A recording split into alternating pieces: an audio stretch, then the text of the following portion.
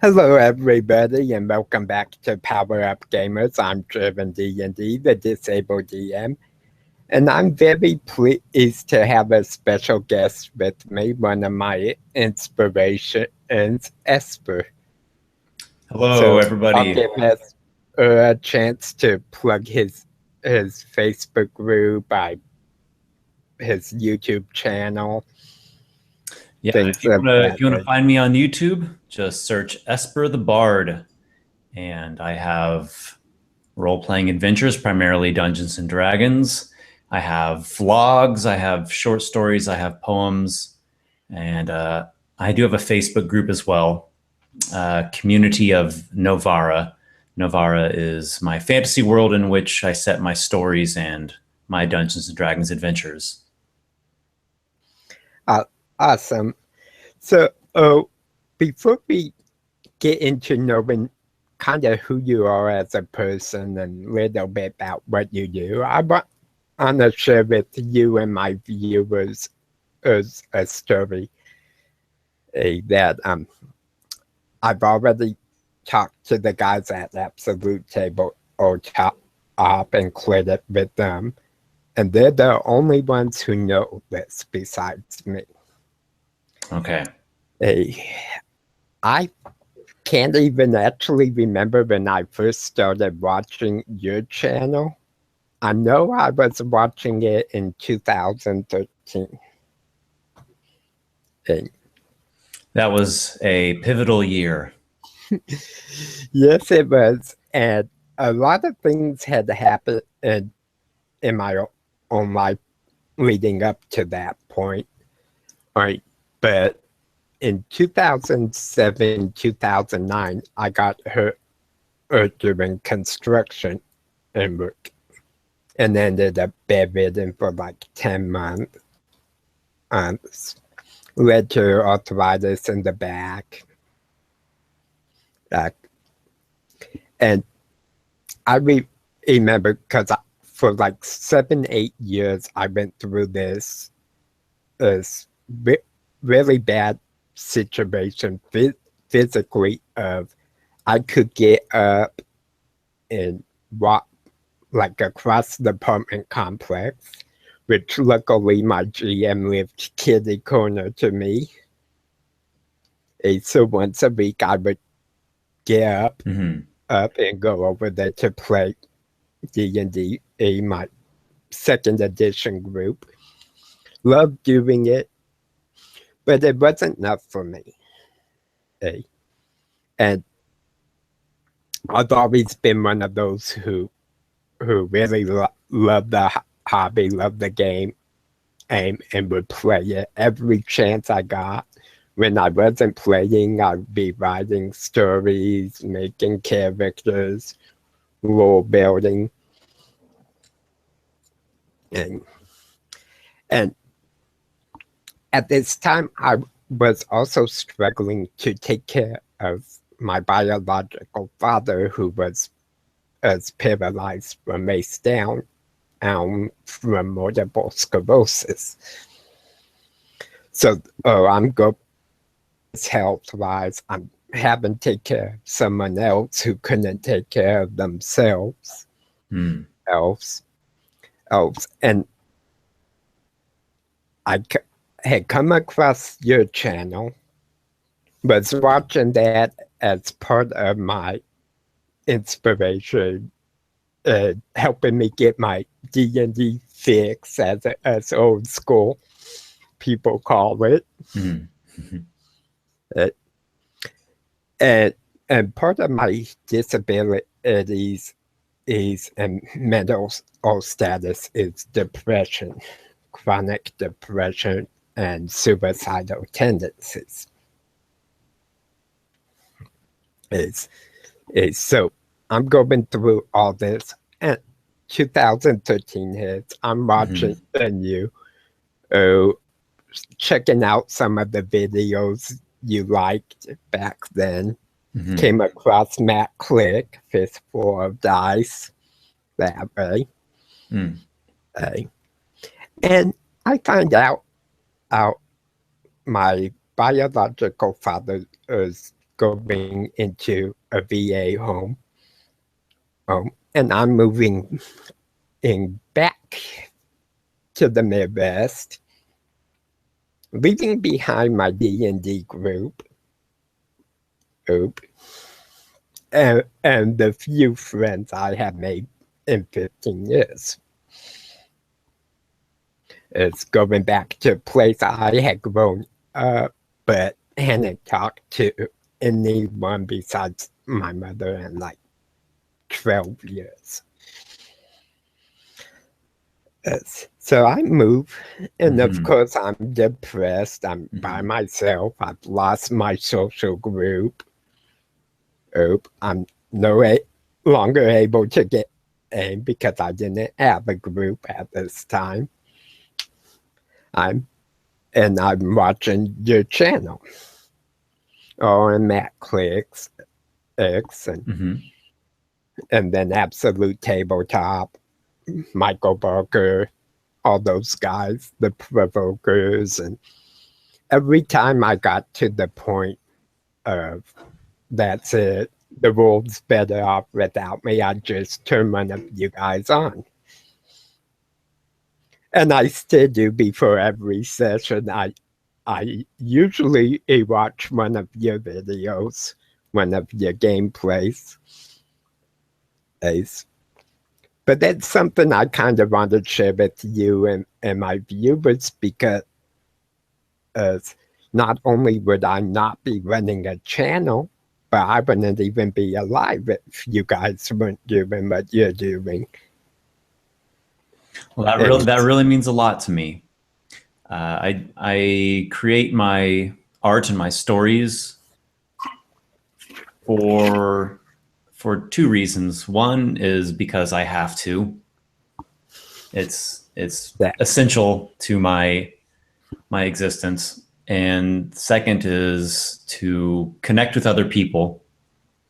So it means so much to me to know that the work that I put out there meant something to you, gave you inspiration, not only as a gamer, but as a person while you're going through your struggles and your challenges.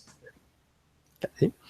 And I definitely know what you mean about you have to, because being a storyteller myself, I have to tell my stories, even if it's me DMing, me writing them down and letting a few people read them. I just can't and not do it. I heard that expression last night. Yeah, you have to do what you can't not do. Exactly. I was trying to figure a better way to phrase it, but well, yeah, it's a passion that was born inside of you. It's a driving force in your being, in just the same way that you have to eat and drink and breathe and sleep. You also need to express yourself through this creative channel. Exactly.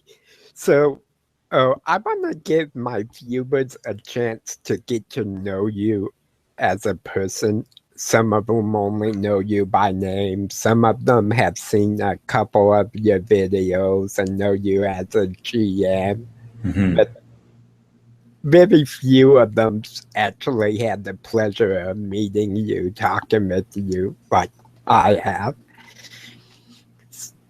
So tell us a little bit about yourself, some of your hobbies, how you got started in role-playing, things of that nature.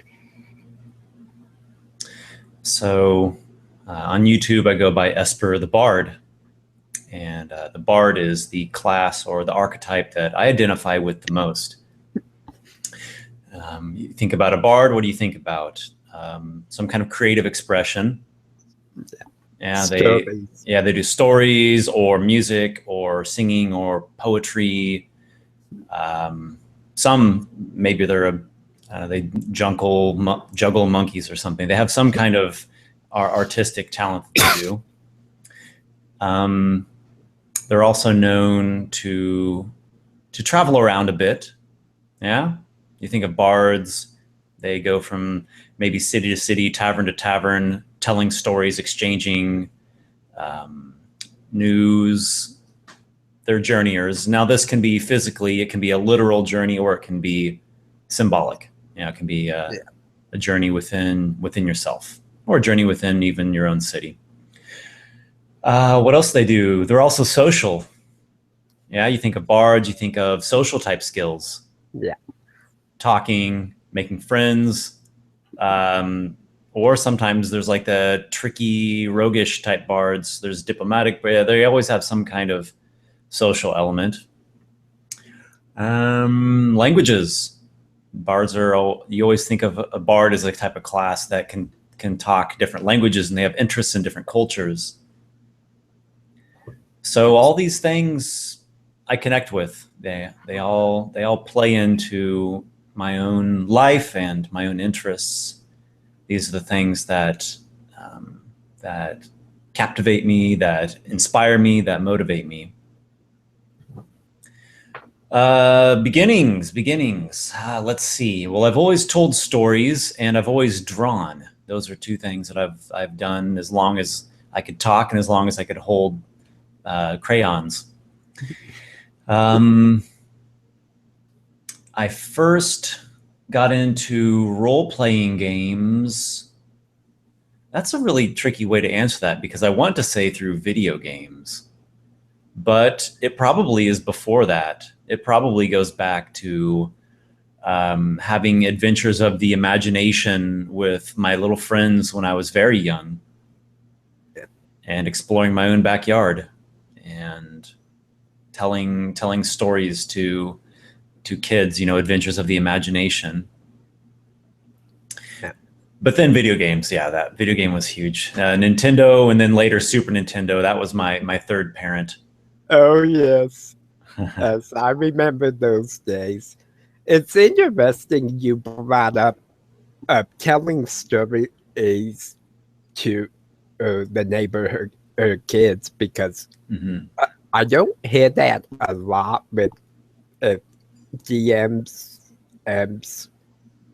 nowadays. They all tend to begin with the video games, or someone introduces them to our hobby. Oh, sure. Okay. And it's always been interesting to me, because for myself, I was introduced with it to role-playing through my grandfather, who would tell us stories and always ask us what the character should do, or what would we do in that situation. So it's interesting to me to hear someone else comes from something similar. I'm sure many people would have a similar something in their early childhood, you know, before the impact of video games or a role-playing game in the strict sense. But I think sometimes people tend to overlook. I don't think they devalue, they just kind of overlook. But these things, I think they're very related.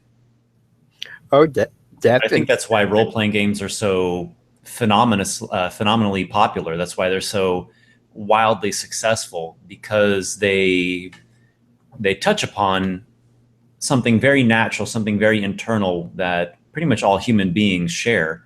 This love for telling stories, hearing stories, watching stories, being part of a story. And then you can go into more fine-tuned things like exploration, fighting to preserve your tribe, adventure, accumulating resources and wealth, developing of friendships and romances. There's a lot of very deeply rooted, deep human aspects that exist within role-playing games to some degree or another. I don't know how deep some of them get, but it still touches upon those Oh, I parts. definitely say it touches on them, and I've used it throughout the years a lot to figure out how to deal with situations. And how people would react to certain situations. And that's been a really big help to me as a person through playing RPGs. Exactly. Yeah, it is not just a game. I mean, it's a game, but it's more than a game.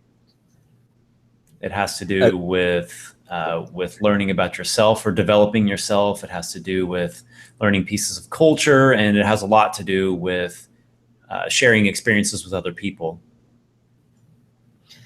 Exactly.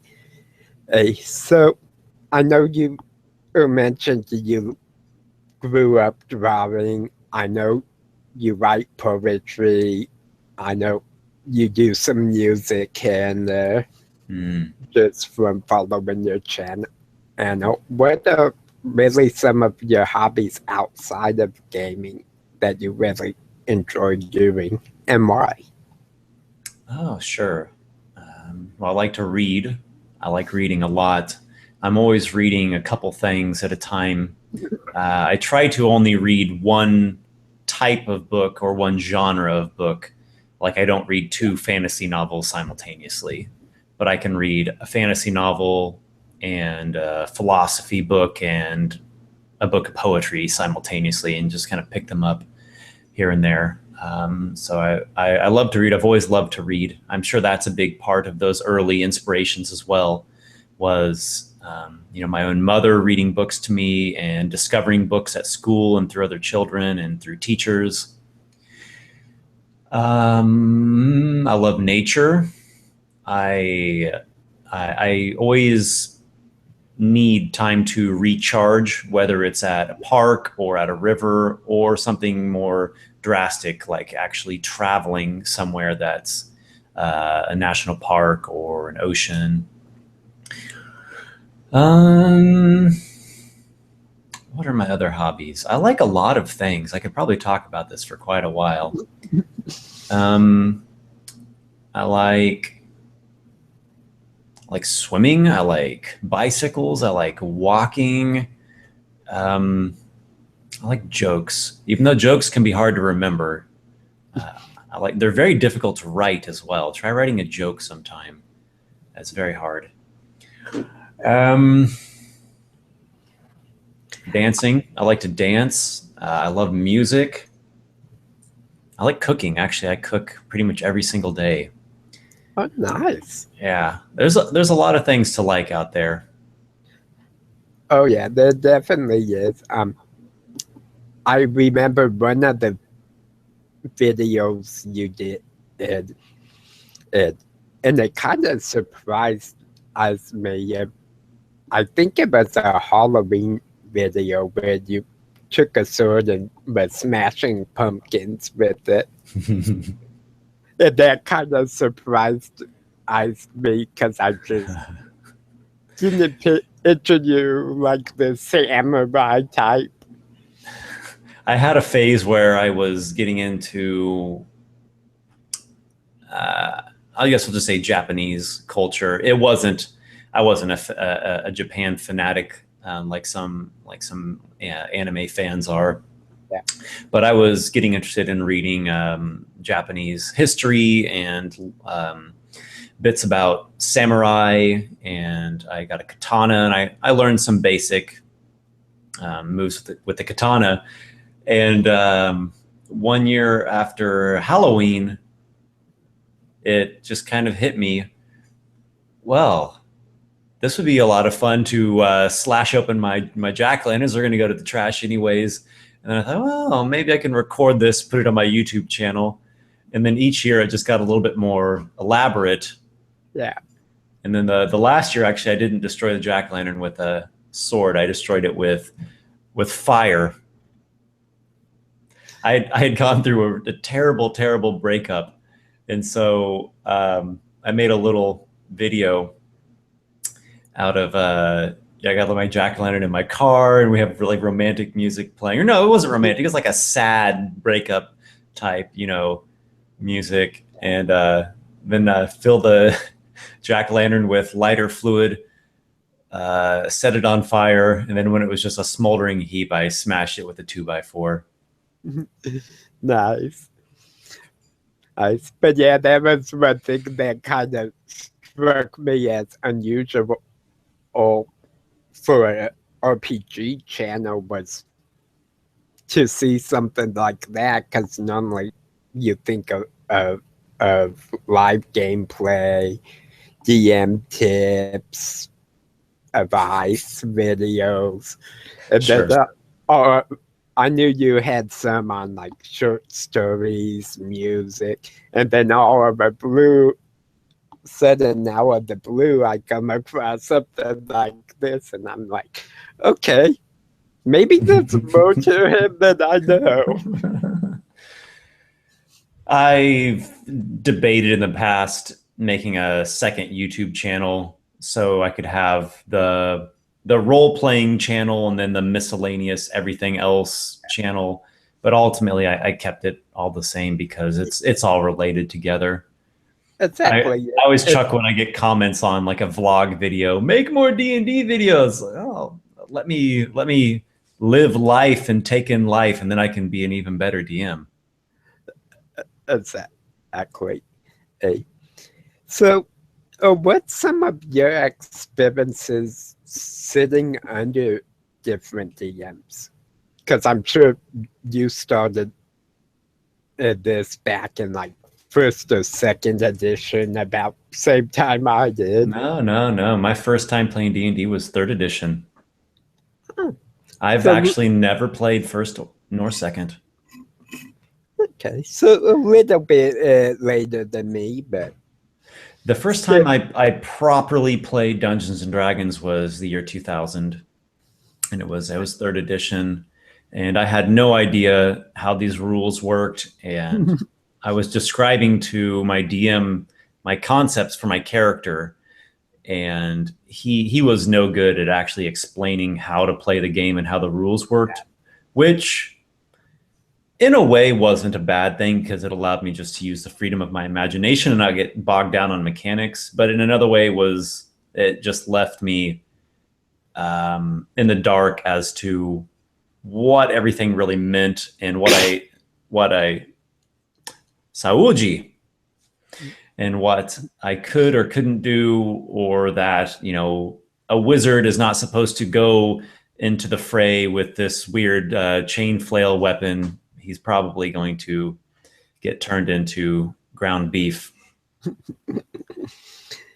So I played for a few sessions. Then there was your typical nerd rage breakdown moment where one of the players and the DM got into a spitting match with each other, and the DM just kind of rage quit on the spot. So I learned that aspect of the game pretty quickly. I've seen some pretty interesting behavior. One guy overturned our table and started to go after another player, a female player, and the DM had to intervene and basically kicked the guy out of his house, told him if he came back, he'd call the cops. So once again, we are seeing it is a game, but it is more than a game. Yeah, and people can really get into it and really get worked up sometimes. Yes, they can, and it was interesting to me to see that, because even though I love the game and I can be passionate about my characters and my settings and sessions, I've never gotten to that kind of level or where I can't talk to people. I just where you get so mad you act out like that. That's never happened with me. So surprising, because I grew up with a really bad temper. But it just even though you have a bad temper, you've never had a rage moment. Yeah. You as a person from the game. Yeah, at the very first, I talked to DM and I'm like, hey, I have to quit. This isn't the right group for me. And then, that's pretty mature. That's pretty civil and collected. Yeah, which is surprising because us teenagers back in the day weren't exactly known for being nice guys. I've had to eject some players. I've had to banish and exile some people from my group, but those were more extreme cases. I actually haven't had to do a lot of that as a DM.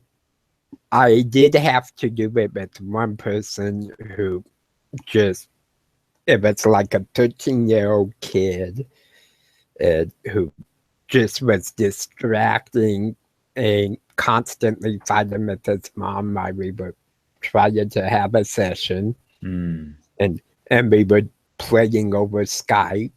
Wouldn't mute himself. Elf. And first time he ever played with us, and the last time, I had gave the players basically a quest to go talk to the gem merchant whose brother had gone missing.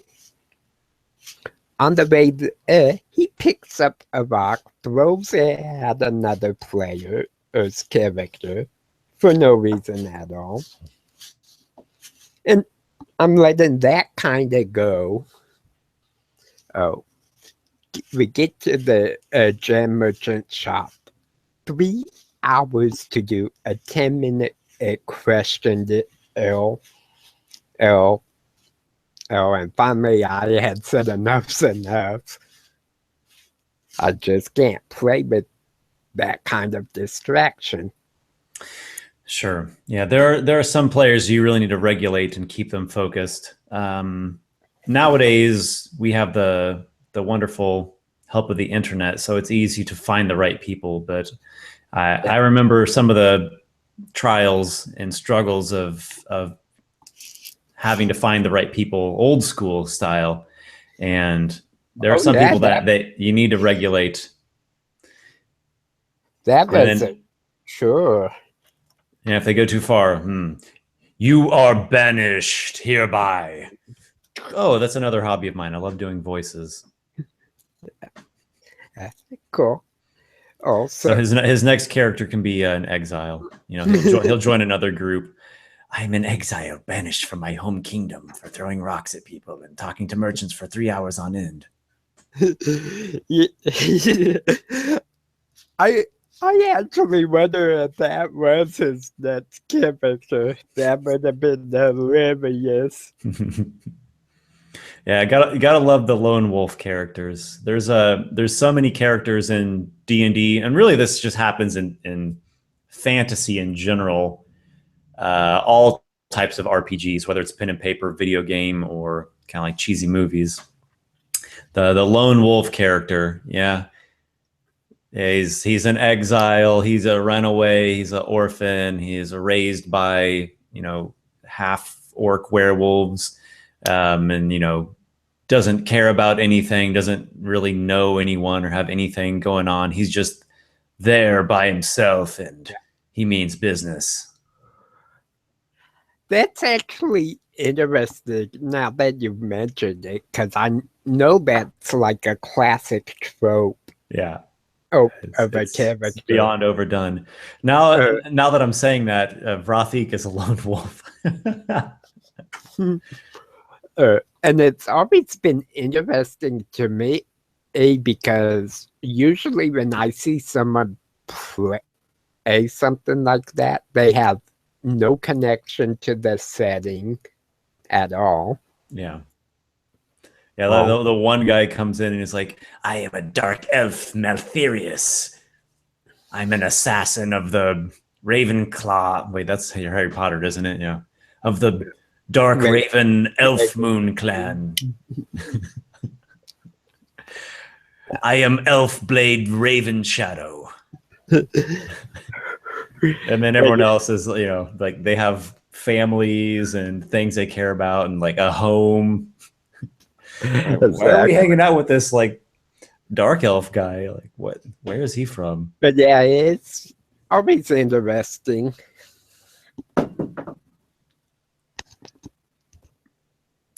There's essentially nothing wrong with anything as long as it's done well. I guess a better way of putting that is anything can be done. Oh, definitely. It's all about how you do it. Hey. So, we talked a bit about what makes you you. Oh, let's talk a little bit about your channel, or maybe your set editing. Novara. Novara has been a long work in process. It's been through several phases of evolution over the years. There was many years where it wasn't even called Novara. Novara came about in 2013, the great pivotal year. Before that, it was called Esperia, which, as one of my friends very bluntly put it out to me, is a stupid and egotistical name. So I thought, it seemed cool enough at the time. I think it was pretty innocent the way that I developed it. But yeah, he said that to me, and I thought, yeah, okay, you're right. So Novara is my fantasy world. It is my baby. It's a mix of things. It's a mix of my love of history, particularly ancient world and medieval history, of the mythical and the mystical, the mysterious, the strange, the spiritual. I like interesting characters. I like people that feel real. I like characters that feel like people. I like things to feel real. I like memories and emotion and characters that have connections to things, and they care about things, and they have things at stake, and they're willing to do certain risks, and they get into situations where they have to make a decision of what they're going to do during this moment of challenge. And they have internal conflicts, and they go through personal developments, and they have dreams and visions. I like all these sorts of things. I probably have a summary somewhere I can read, because that was a pretty long-winded answer. Yeah, I know one of the things that always struck me about Asperia, because I do remember those days. Yeah, you can probably still see that on like a map on some old video.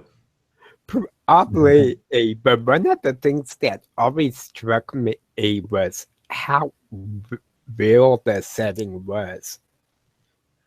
And you could definitely tell, like in Palagos, it's definitely a very Greek feel. Mm-hmm. Yeah, more than anything, Palagos has inspiration from ancient Greece. You know, I take bits from real world history, both history, like hard history, and then also mythology. And then I'll sprinkle in little bits from other pieces. Like it's easy enough for me to add in a little bit of Rome in some areas, or maybe even some medieval Spain, or I could even bring in a little bit of a Celtic bit near where the elves are. And then I add in a whole bunch of my own ideas and imagination and original thoughts, and just kind of mix it all together, and that serves as my palette to create. Yeah. It's definitely very interesting, because that's one of the things I always loved about it.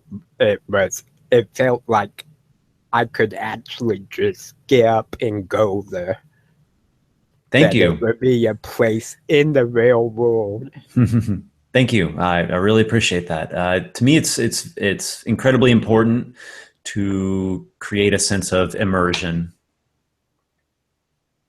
I want to, that's my goal, is to draw the audience in to this world. Yeah. Well, oh, you definitely do really good at it. I love the level of detail you give. That's been a great inspiration to me, and I'm sure many others. Thank you. I appreciate that. And that was something that I picked up early on when I was playing games and watching movies and reading books and comics. You know, it's cool enough to have, you know, here's your hero and here's the plot line, and they face their challenges and they succeed, or they end up with a tragedy. You know, the basic building blocks of the story. But I was always particularly fascinated in the extra details, things that they don't have to be part of those major building blocks of the story. They can just be little extra flourishes and characters and creatures and environments that bring everything to life. Exactly. I'll give you an example.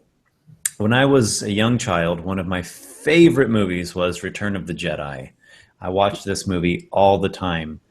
And there's this one quick little shot that you get where you're outside Jabba the Hutt's palace, and this little rodent thing is going by, and this other big frog thing eats it.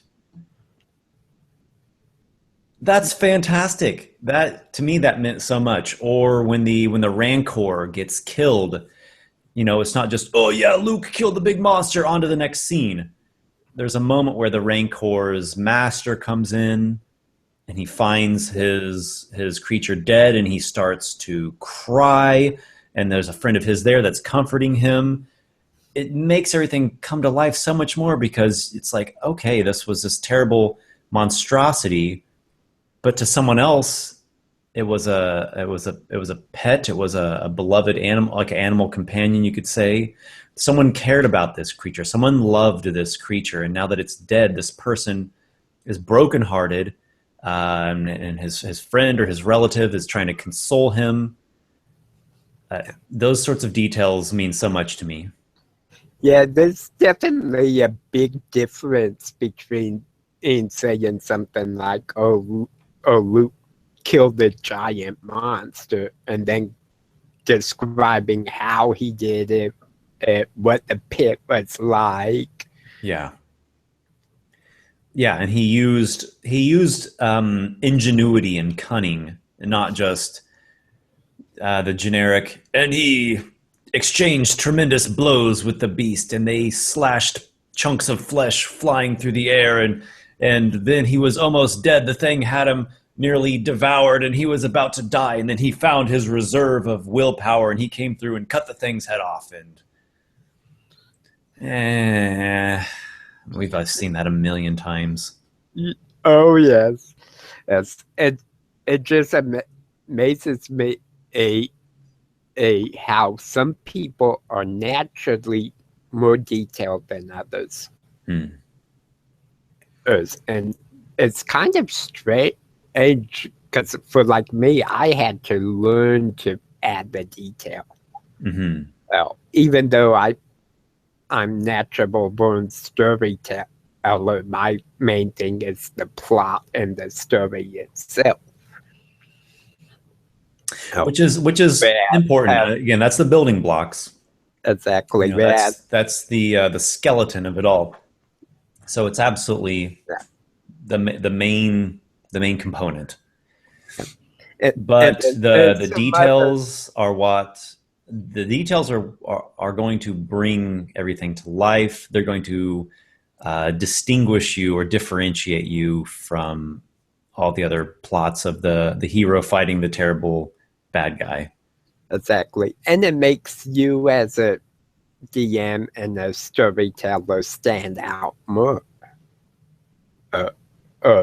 For example, if I want to be inspired to give quality detail, I listen to your videos or watch the Provokers. Because I don't just go to any DM. There's a very select few. Thank you. I'm glad to be in the Select DMs Club. When can I be expecting my membership card? I really should give out membership cards for that. Or maybe maybe a lanyard. But it's like a pin, like a nice. What do you call those little pins you put on your suit? Yeah, but it's amazing because as I've known many DMs, and each of them I get something from.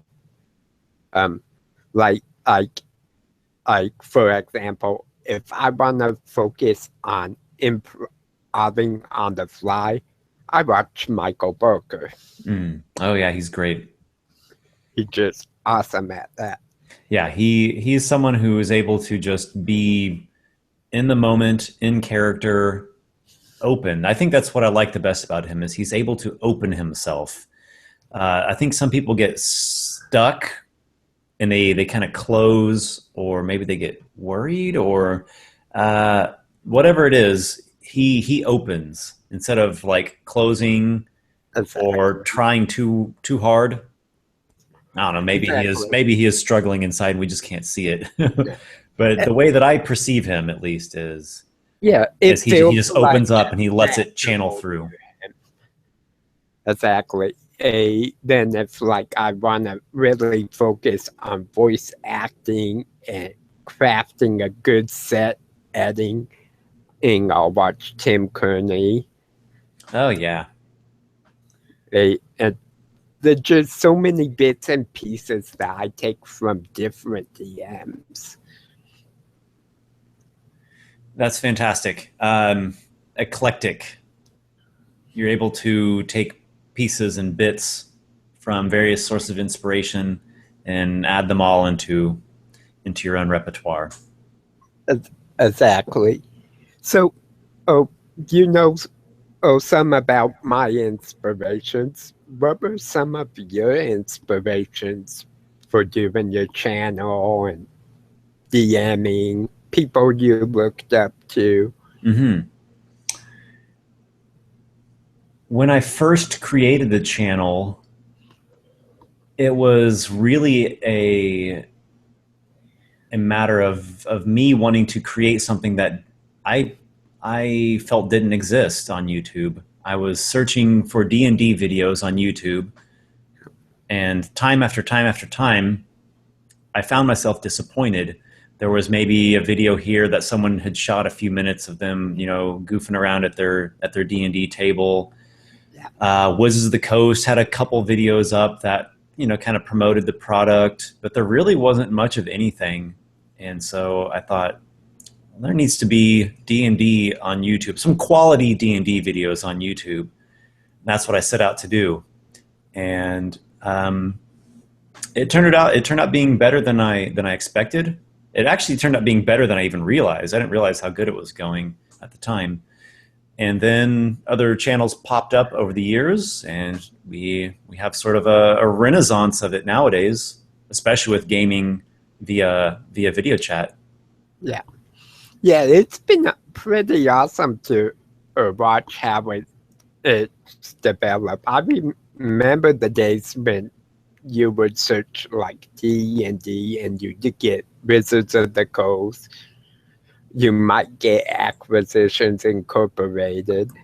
Mm-hmm. And then somewhere down the list, you got a few other channels, and it was silly videos, or like you said, really short clips. Yeah, a lot of them were just very disorganized and just kind of a lot of people talking, and I don't know. I knew that I wanted something that it was easier for the viewer to pay attention and to focus and to actually get in and to be immersed and to just to know what the heck's going on. So the format of video that I've used the most is that it's very focused. It'll usually have a still image and my voice. Instead of a lot of graphic going on, I like it to be very focused.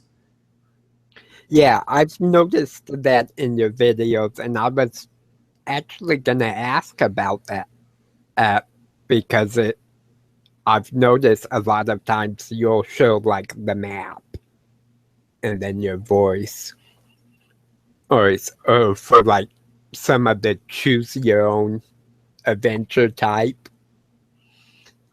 You'd have an image up, and then you relay in the story, and that always seemed to work really well for you.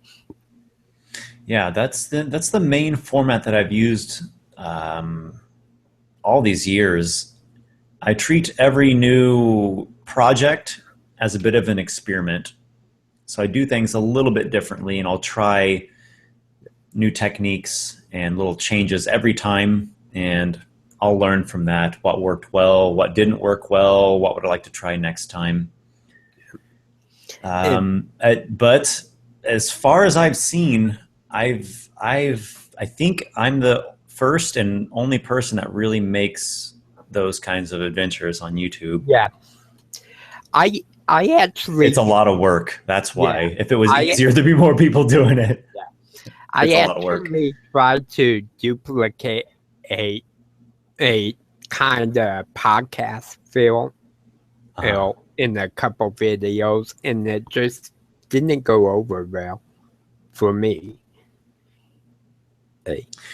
For you, gotcha. It seems to work quite well. Sure.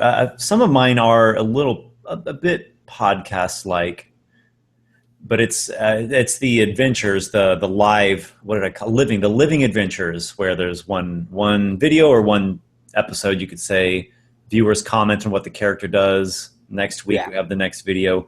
That format, plus the way that it's presented and narrated, I think I've got the market on that one. Yeah, it's not a big market. I wish it was bigger. That'd be great. Yeah, I definitely love those videos of yours. Yeah, it's to me, I treat it like an art form, because I'm not playing with a group in those adventures.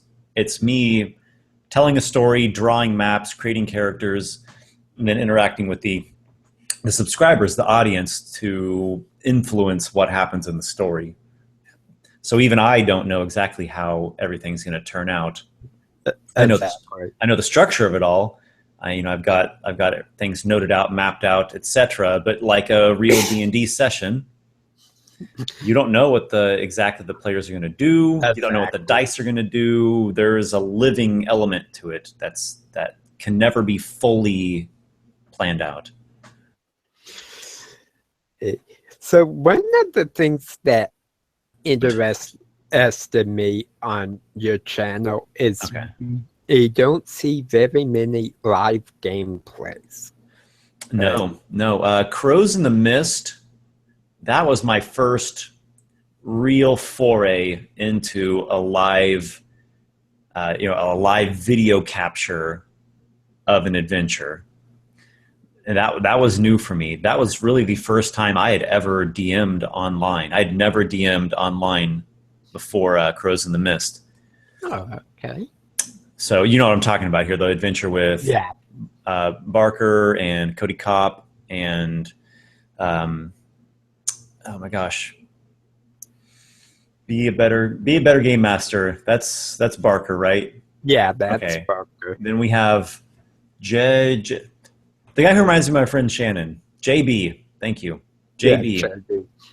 So I'd never DM'd or done role playing online before. I was kind of leery about it, but I was like, okay, let's give this a shot, and I think it turned out fantastically well. Yeah, I love this series, and I actually watched it back before I knew who Barker was. Okay. That was my first time meeting him too, but I thought he was great. He had mentioned he had like the other day he had played in one of a session by you, and I'm like, oh, I don't remember that. So I was going back searching through the videos, and I realized, oh, he was in Crows in the Mist. Mm-hmm. Yeah, he sure was.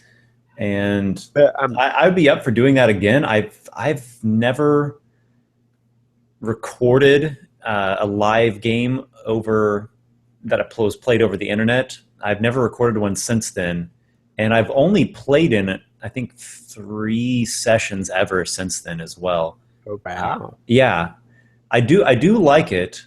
It's just you have to have the right group of people for it to work. It requires a lot of coordination. It's different than, I have my weekly hangout night at my house where my friends always come over on Tuesday night or Wednesday night, and they just show up. That's our weekly deal, and we game. It's, you got to coordinate so many people and time zones, and exactly. It's worth it though. It's really worth it. It definitely is, and I know as a viewer, I would love to see more of that on your channel. Let me ask you a question then. As well. Sure. Well, I'm kind of curious to get your take then. Did you like watching a video like Crows in the Mist better than the typical adventures I do, where it's me storytelling it with the maps, and then the subscribers vote, like the living adventure ones that I referred to, or you called it choose your own adventure? Yeah. Which of those did you like better? That's actually a tough call because I love them both. Mm-hmm. I think one of the things that I really enjoy as a DM is watching players' reactions to something that occurs in a game. Sure. And you got to see actual reactions live from real people. Exactly. Whereas in the choose your own adventures, you could hear like the different emotions in the voice, but you didn't capture that kind of reflection and as a person.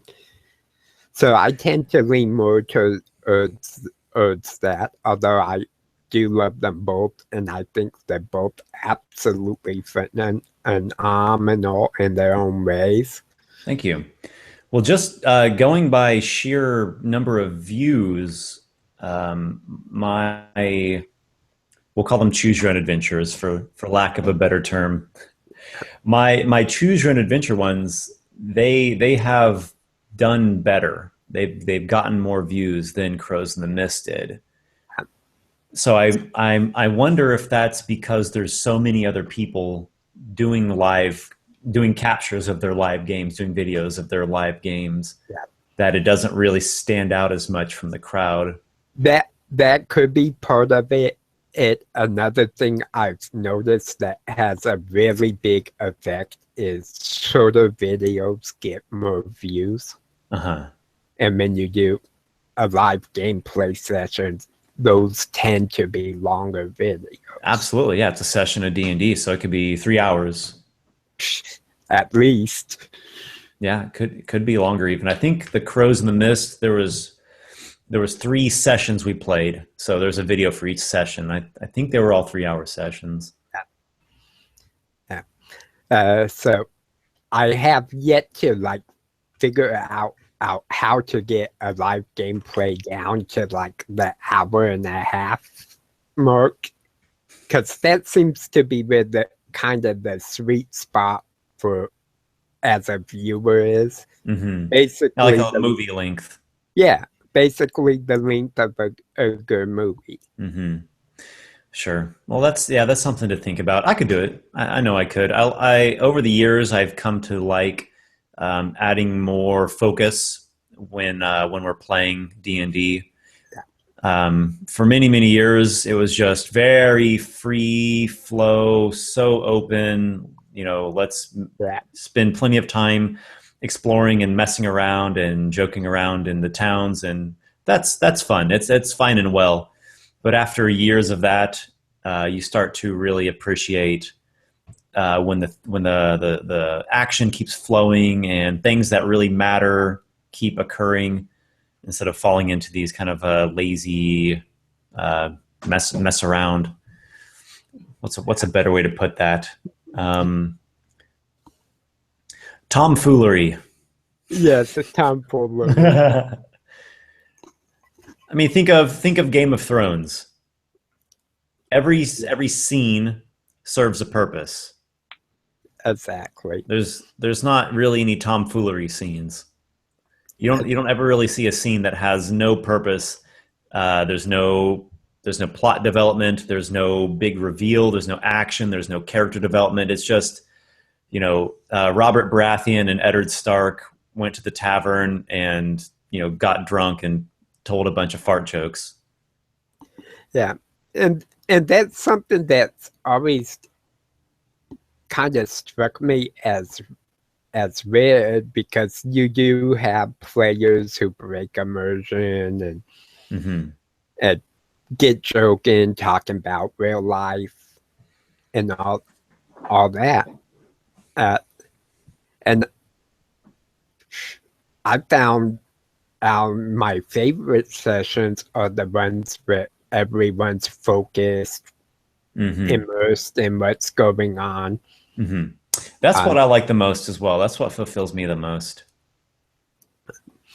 So, I once posed this to my group. This was years ago. I said, how about this?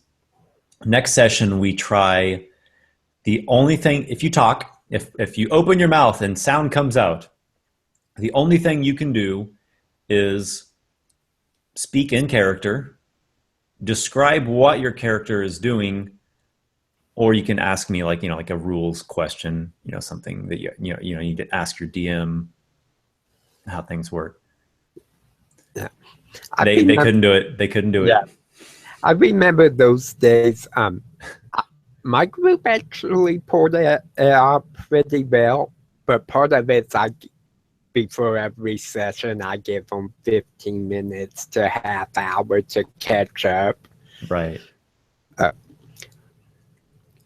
But I don't think that sort of super focus could exist long term. I just wanted to try it as an experiment for one session, and they couldn't do it for one session. Yeah, I don't think it would last long term, but I've had sessions.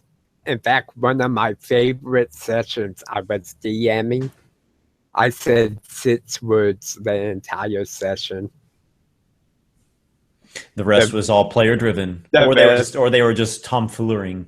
No, they were all gathered around a campfire, exchanging backstories, and it's like as a DM, I just got to sit there and listen, which is a rare treat. Some of the best nights are the nights when the players drive the story and the action. Oh, yeah. If they're that into it, where they have energy and they're driving it forward, you're doing something right. Exactly. You just step back and let it happen. And so, we talked a little bit about influences on you starting the channel. Oh, sure. As far as why, but let's talk a little bit about who influenced you. Okay. Because I'm sure there's some outstanding people in your mind that have had a big impact on why you do what you do. Sure. A lot of people that have influenced me are writers. So this goes back to when I was very young to nowadays. It extends my entire life. So when I was very young, I really liked ghost stories and scary stories and stories that had monsters. Early influences would have been Alvin Schwartz, who wrote the Scary Stories to Tell in the Dark books, and Stephen Gamble, who illustrated them. Edgar Allan Poe, he was an early experience, influence of mine. R.L. Stine, I liked R.L. Stine when I was a kid. Man, who else? I used to like Halloween episodes of cartoons, or episodes in which they would go into like a haunted house, or like the Three Stooges when they went into the mummy's tomb in one episode. I always liked whenever a cartoon or a TV show, they would go into like the Halloween episode or a spooky episode. And I mean, I watched all the classics, the classics on the reruns, and then also the shows that were on TV in the 80s and the 90s. Then Tolkien came along. That changed everything. Oh my God. That changed everything.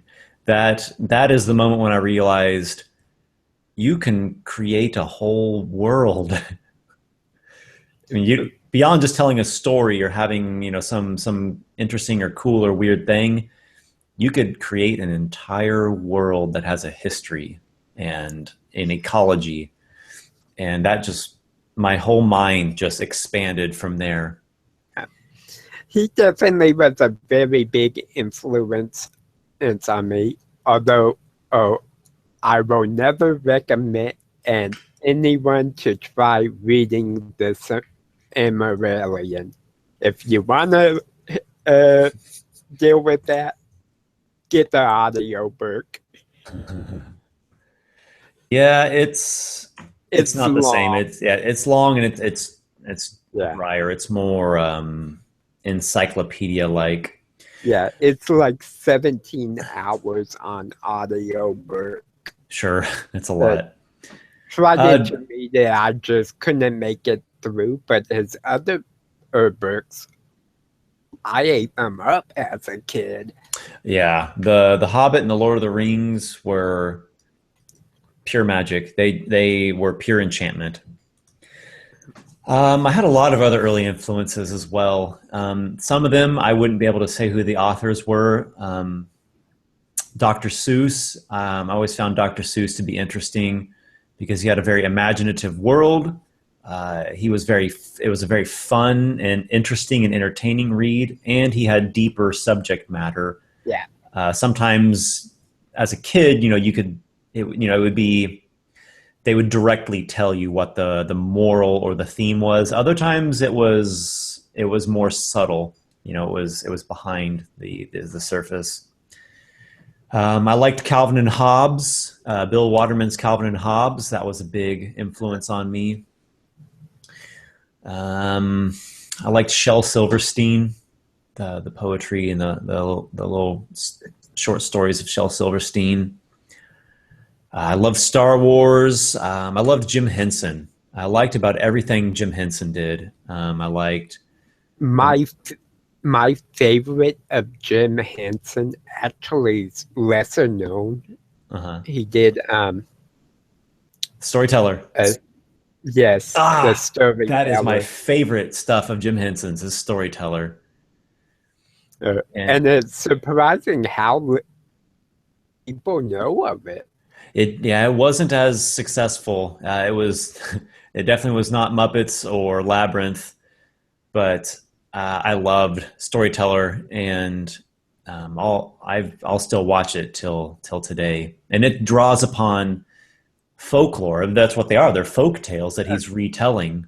Exactly. And then he had the shorter season with mythology, which this can be another huge early influence of mine, would be folk tales, mythology, religion as well. The Bible is another fantastic source of storytelling.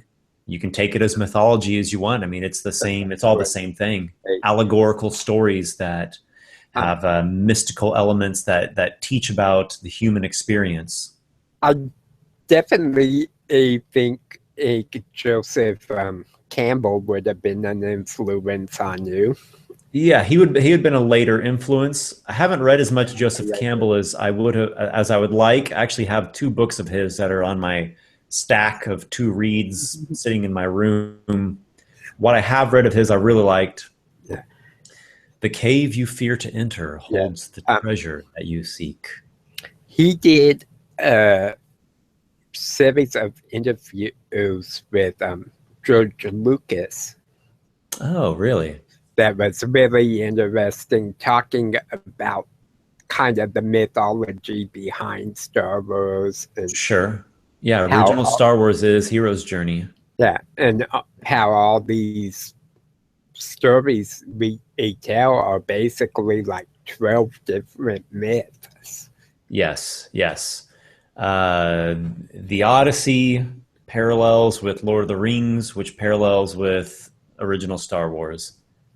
Exactly. And I always thought that was fascinating. So studying some of his Joseph Campbell's works really kind of drove home that there's only a certain amount of stories. It's just how we clothe those. Yeah, the themes and the archetypes they live within human beings, within human culture, and that goes back to the reasons why the storytelling and the role playing really inspires us, motivates us, captures our interest because it draws upon our own nature.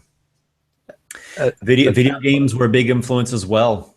My earliest influences with video games were the Dragon Warrior series on Nintendo, starting with I remember those days. Yeah, Dragon Warrior 1 was my first RPG ever, and I was obsessed with that game. Then I didn't really play 2 for whatever reason. I loved 3 and 4. Dragon Warrior 4 was my favorite game as a kid. I loved Dragon Warrior 4. Castlevania, the early Castlevania 1, 2, 3 were big influences on me. The music and that sort of dark gothic horror setting. They were very difficult as well, so you really had that feeling of fighting to defeat. Exactly. Original Metroid was big for me. Original Legend of Zelda, and then later on Link to the Past. Those both inspired me a lot. Shadowgate was a big... Shadowgate was awesome. Shadowgate. Oh, man, I got so much inspiration from Shadowgate as a kid. I'm actually surprised I haven't heard you mention Final Fantasy. I never really got into Final Fantasy. Oh, and I liked Secret of Mana, which is kind of a Final Fantasy game. Yeah, Secret of Mana was pretty good. Yeah, I loved that one. But the Final Fantasy games, like strictly speaking, nope, I could never get into them. Yeah, I don't know what it was. Something about so I think it was the mechanics of the game. Something about the mechanics of the spells and having to carry all these items to always be curing yourself of status effects. It just kind of bogged me down. Yeah. I wouldn't say the early Final Fantasies were big influences on me, although I did enjoy them as video games. Sure. But the later ones, like Final Fantasy VII, Final Fantasy X, that just had the really developed story, the awesome graphics and cutscenes. Those played a pretty big influence on me. And I'm sure various games throughout the years have done that with you as well. Yeah, there's some later games that have inspired me a lot. I love the Elder Scrolls series. I got Morrowind in 2002, and that's where it started. And I still have a lot of fond, nostalgic memories of playing a lot of Morrowind. Oh, yes. Oblivion and Skyrim as well are awesome. I never really got into Skyrim, so much. Part of it was the control just felt weird to me.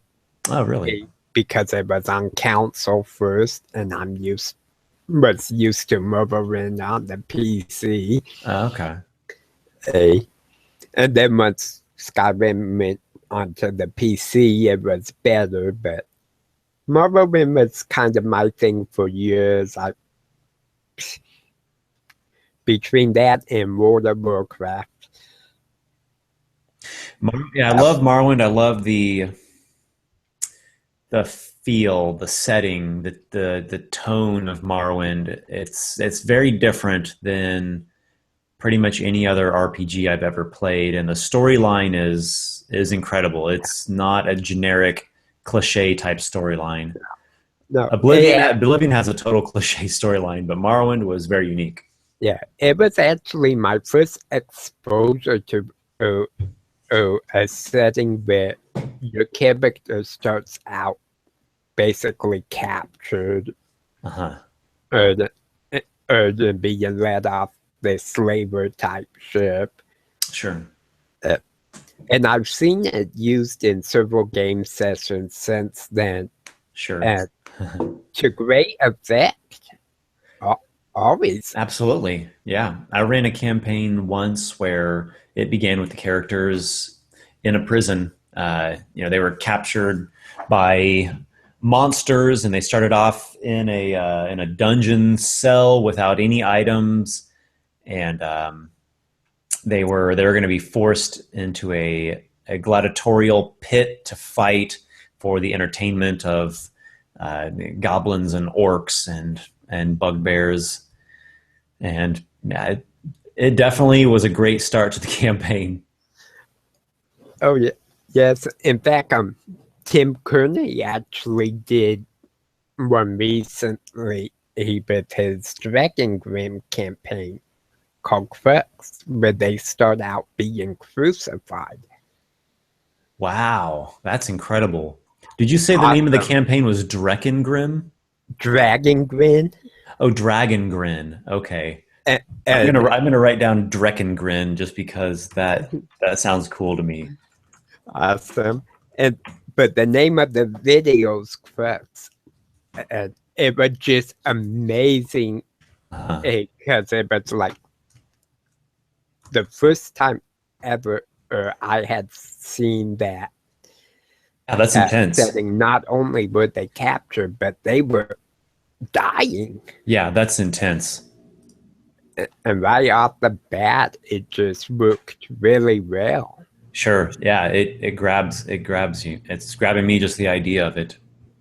Yes. I like things that start off interesting and catching your attention. That's why I formatted the Crows in the Mist videos the way I did. The first video is the intro, where it just shows you an image of each of the characters. It says their name and just like a little bit about them. And then the proper video one, it just gets right into the action. I don't really like D&D videos that start off with, all right, guys, let's introduce characters. Okay, I'm Halthamir, a 3rd level human warrior, and I wear chainmail, and I have a great axe, and my brother was killed before my eyes when I was a boy, and I want to. That's just so tedious to me. Yeah. Crows in the Mist for me was, the streets are thronged. You're passing by and you see a strange scene where guards are inside a tavern. Their horses are leashed outside, and an old woman comes by and slits a horse's throat, and the guard beats her down. Yeah, that was totally awesome.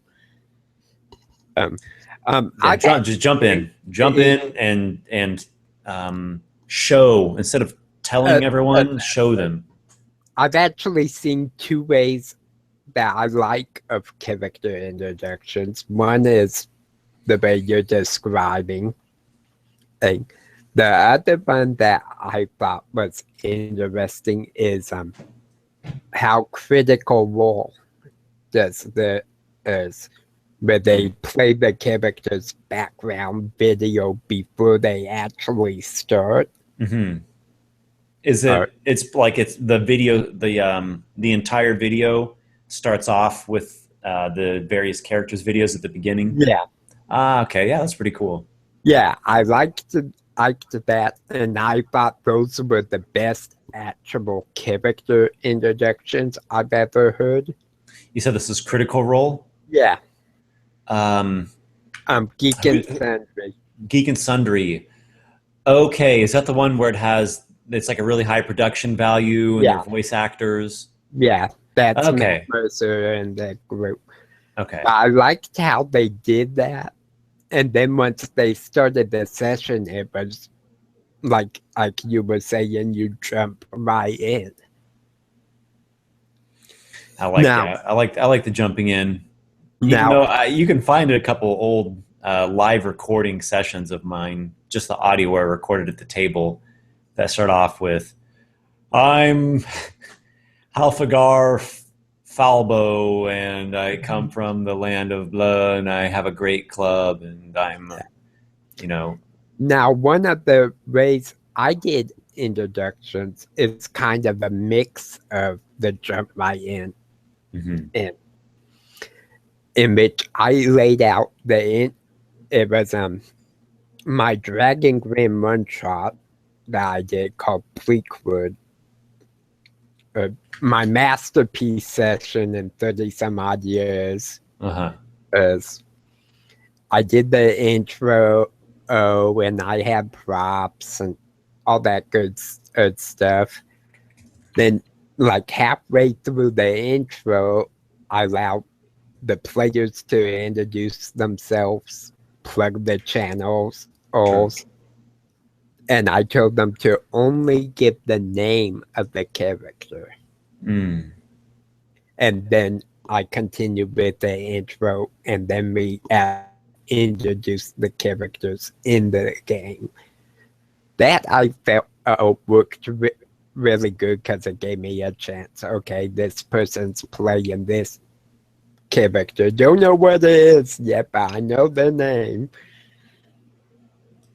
And with the little title you have, down here at the bottom, exactly, people can see your channel or your website right there. Exactly. This episode of Dungeons and Dragons is brought to you in part by Q-Mart. Always shop at Q-Mart for the lowest prices. Yeah, did I have a plug for a while at the beginning? Yeah. But it's been an interesting experience, and I've had ups and downs with the channel, and do you remember I do, same as I'm sure you have. That is life, my friend. Exactly. Yeah, we have moments of great challenges and harrowing darkness, and we have moments of triumph and, elven maidens calling us into their beds to lavish in our glories. Exactly. And everything in between.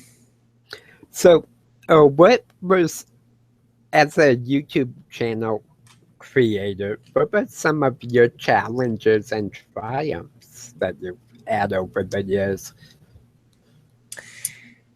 Well,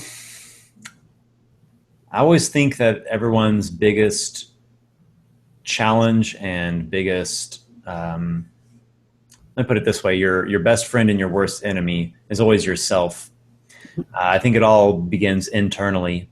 So the biggest challenges are going to be things like motivation, finding new ideas, expressing yourself in the way that is true to your vision. At the same time, people can tell what the hell you're even talking about.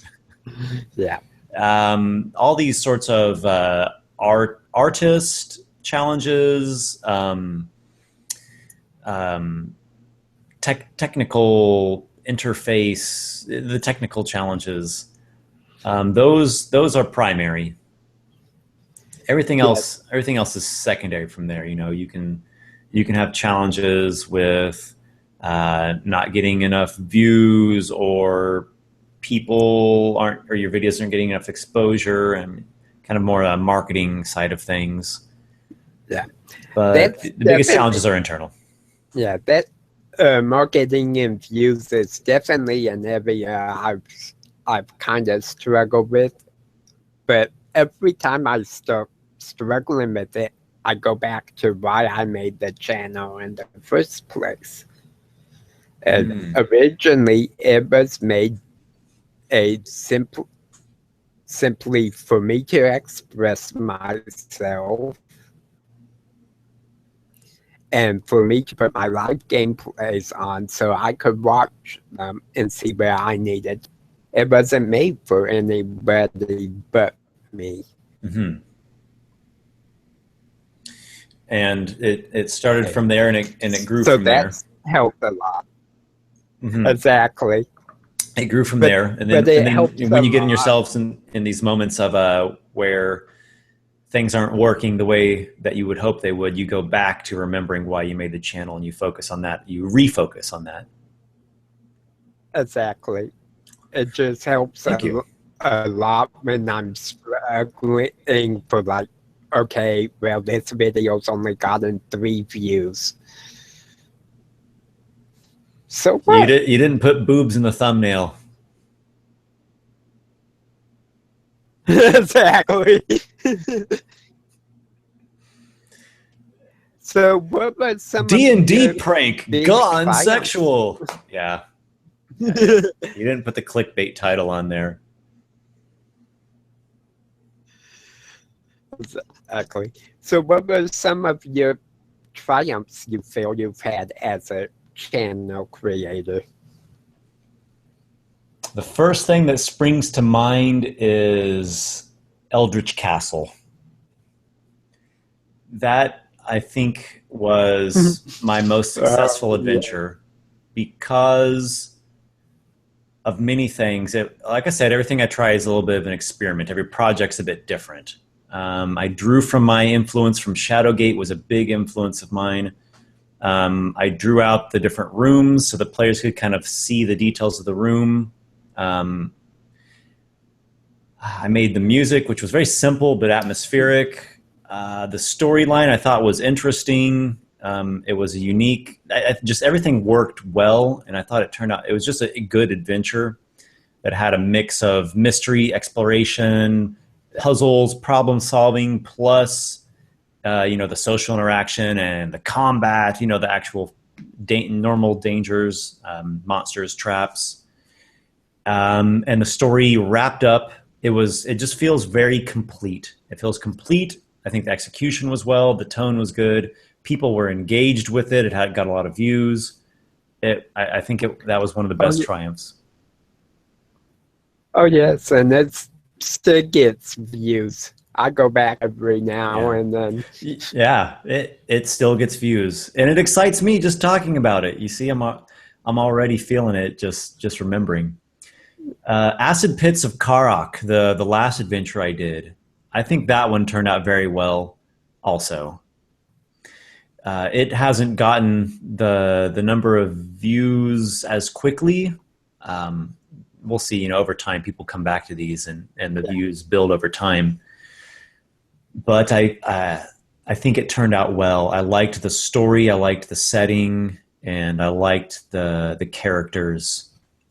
I think it was missing one crucial ingredient, though. Humor. It didn't really have humor. It's a pretty gritty story, and even though I think it's a good story, and I'm a better writer and a better storyteller and better at creating characters than I was. We get better over time, obviously. It was missing humor. It didn't really have much in the way of humor. And Eldritch Castle, while you don't think of humor when you think of Eldritch Castle, there were some bits of it in there. Yeah, there were some bits and pieces. Yeah, there really were. And I think that's crucial. It really is. If nothing else, some moments that you just have a character who's a smartass.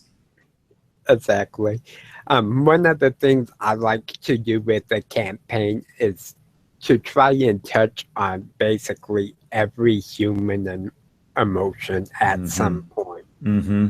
Like, whether it's humor, whether it's they're afraid. Absolutely. Yeah. I completely agree. And I'm more aware of it now than I used to be. Now, you were in the beta read on my book. So with the book, I felt very free to explore all those different aspects. So there are some humorous moments. There's horror, there's romance, there's danger and action and spirituality and dreams and everything. It kind of has the whole spectrum. It's an awesome book. Thank you. It will be better. I can't wait for it to be out on the shelf so it can go on my shelf. I can't wait neither can I. I can't wait as well. So since you brought up your book, I know some of our viewers don't know it, but you're in the middle of writing a book. I am. So tell us a little bit about, not per se what's in the book, but kind of why you're writing it, what it's called, maybe a brief summary of kind of what kind of book it is. Okay, so the book is entitled Chrysalis of Rivers, and it's a fantasy novel set in my world of Novara. And as we were just mentioning there, it has different aspects to it. It's fantasy, but at the same time, it's meant to feel like a living world that has real people that have real lives and care about things, that they have stakes in things in their lives.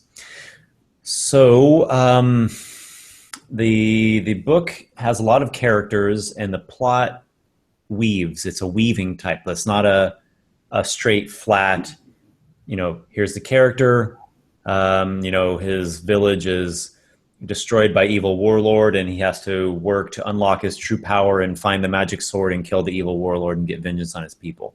It's not that. It's a weaving plot that has to do with some different elements all playing together. So the book begins in a desert region. A group of characters heads northwards to Palagos, to the world's oldest forest. They're seeking an elven city to find wealth. The merchant is the one who hires them out. Tragedy befalls them along the way.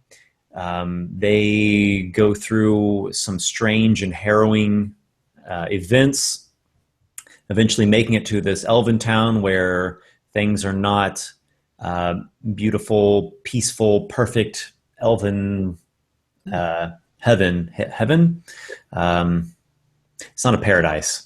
It's just another city that's full of problems, challenges, and strange forces that are working to destroy everything. Well, working to unravel everything. That was one thing I found was interesting about the book. Was not just did you bring philosophy, mysticism, and that realism, same as you have in your videos, to it, but how the story kind of weaves, and then the destination was something that the players or characters didn't expect. So I thought that was fascinating, but I don't want to get into the book too much. Thank you. Yeah, there's a lot of unexpected, or there are things that are foreshadowed, but in a way that it's not too obvious. I like a bit of mystery, and it's the book is many things. It's a fantasy novel. but it also has real human feeling to it. It has adventure and combat and strange creatures, but it also has plenty of people that are just struggling with their real lives. There's plotting nobles and debates and personal transformation. I think personal transformation is one of the largest elements. That's why chrysalis is in the title. Throughout these unexpected unfolding events at these locations along these rivers, the characters transform in ways that they didn't expect in the beginning. Exactly.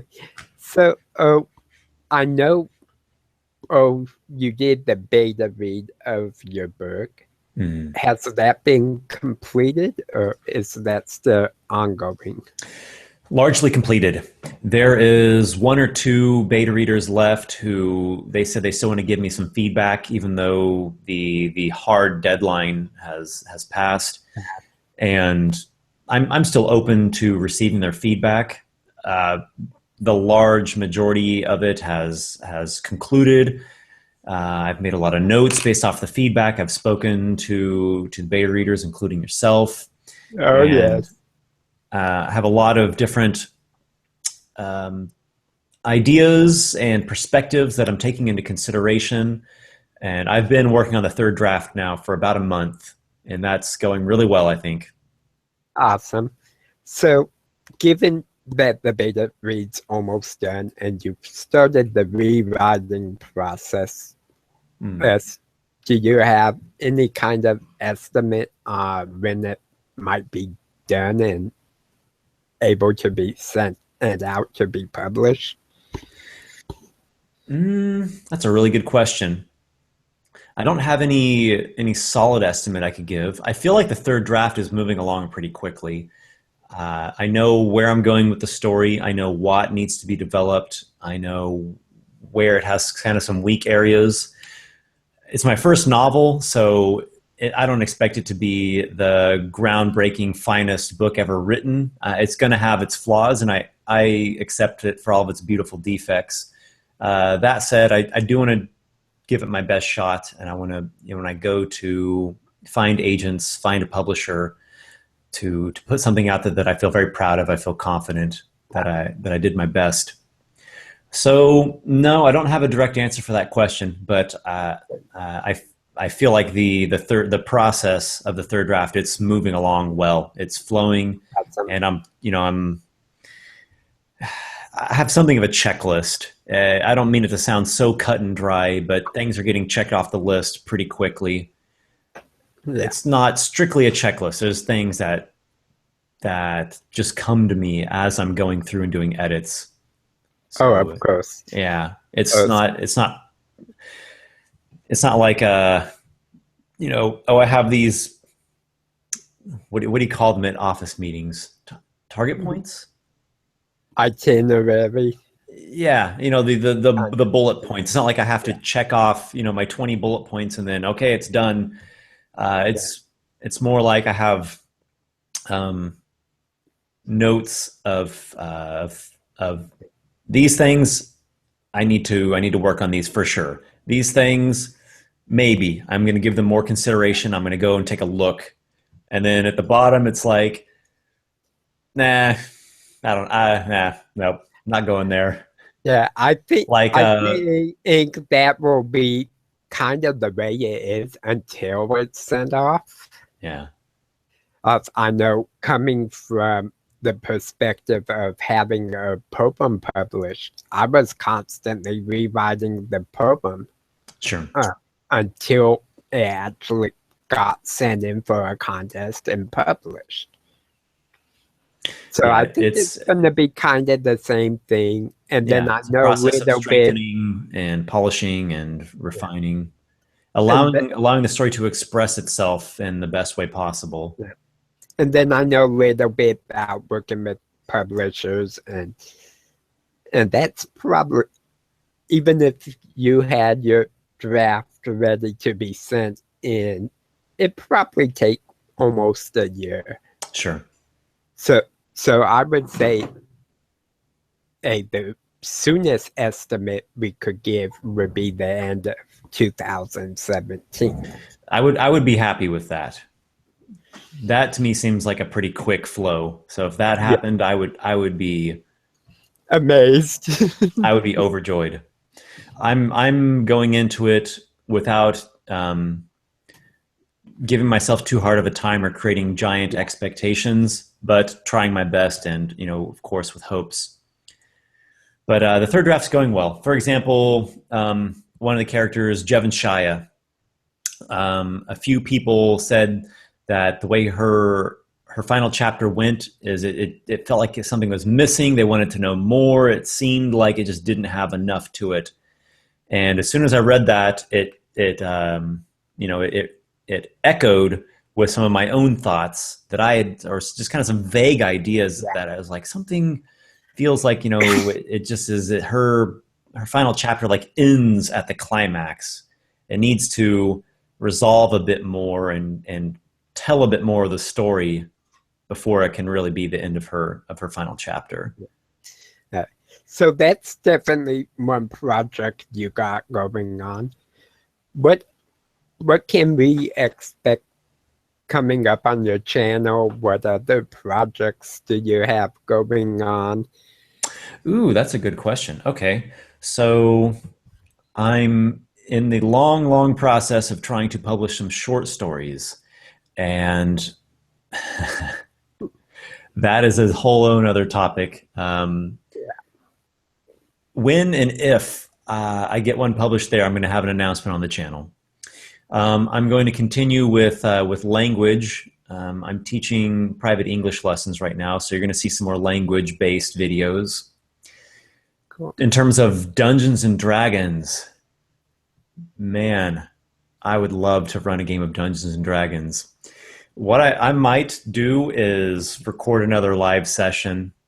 I think what has stalled me out a lot was that the production of Crows in the Mist was so high. It takes a lot of time. I mean, every DM does brainstorming and writes down notes and may even go so far as to actually write out the adventure, all the planning. So take that, plus drawing maps, figuring out ways to implement my ideas from a technical standpoint, drawing characters, fleshing out bits of the world building. It's a lot of work. So I think that has kind of what's like, okay, I've got these other projects flowing well, and I have to spend a lot of activation energy to get this other one going. But that said, what's to stop me from just running a session that I don't have to draw a single map for it? I can use maps that I already have. Yeah, exactly.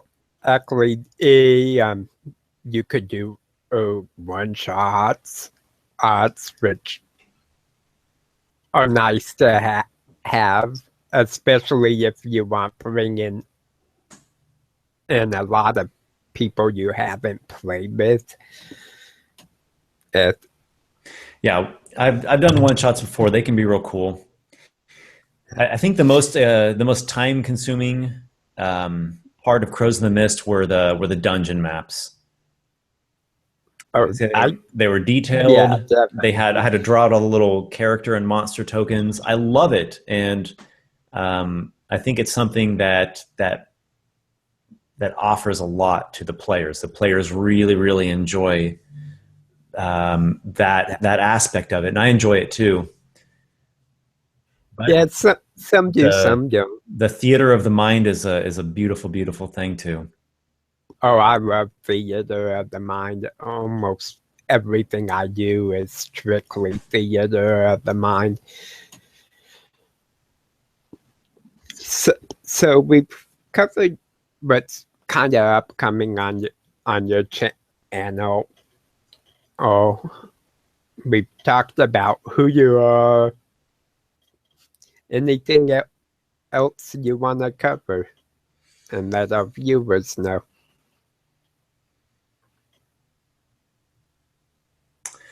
Anything at all. God, that's such a broad Yeah. question. Where do I go with that? Get out of your shell, and not just you personally, but everyone who's seeing this.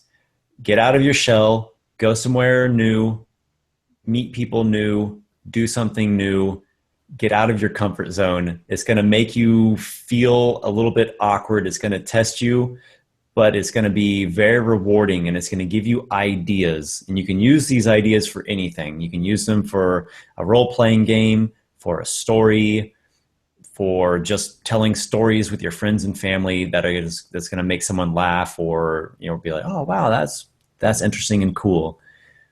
Get out of your little hermit crab shell and go try something in some sort of way, whatever it is, wherever you go, whatever you do, whoever you meet. A new aspect, discover a new aspect, a new perspective, expand. It's gonna enrich everything else that you do. Awesome. Well, I don't think I can close it on a better note. So I hope the viewers have enjoyed hanging out with me and Esper. I'm very honored that he appeared on the channel. Oh, and until next time, may the dice always roll in your favor.